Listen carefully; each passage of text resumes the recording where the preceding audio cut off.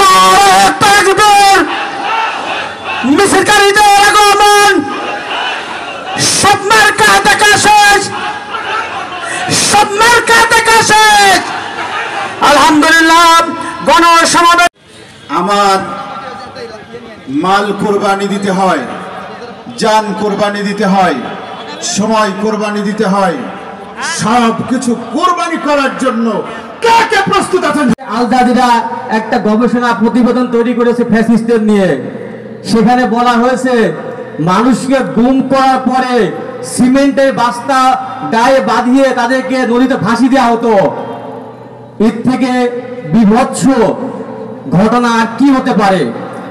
আমরা বলতে চাই এই দেশ আমার দেশ, বাংলাদেশ বাংলাদেশ, এই দেশ আমার দেশ, বাংলাদেশ বাংলাদেশ। অনেকেই মুখ বন্ধ করে আছে। বাংলাদেশ হবে কোরআনের বাংলাদেশ। সেই বাংলাদেশে সবাইকে স্বাগত জানিয়ে শেষ করছি। আসসালামু আলাইকুম ওয়া রাহমাতুল্লাহি ওয়া বারাকাতুহু। বাংলাদেশের মানুষ তার অতীতের ইতিহাস ভুলে যাবে, আর যদি এই স্বপ্ন ভেঙে যায় তাহলে বাংলার মানুষ আবার বিপ্লব ঘটানোর জন্য প্রস্তুত থাকবে। আসুন। আধ্যাত্মিক এবং রাজনৈতিক রাহবার, কৃষক, শ্রমিক, মেহনতি মানুষের হৃদয়ের স্পন্দন বিস্ময় প্রচুর চরমনাই। তার 53 বছরে প্রমাণ করেছেন এদেশের তন্ত্র মন্ত্র দিয়ে দেশ শান্তি আসে নাই। ইসলাম ছাড়া, উলামা একরাম ছাড়া, খোদা ভীরু মুত্তাকি ব্যক্তি ছাড়া দেশ স্বাধীন সুন্দরভাবে চলতে পারে না। এই নেতার চুরি নাই, সারা বাংলায় শুনতে পাই। নারে তাকবীর।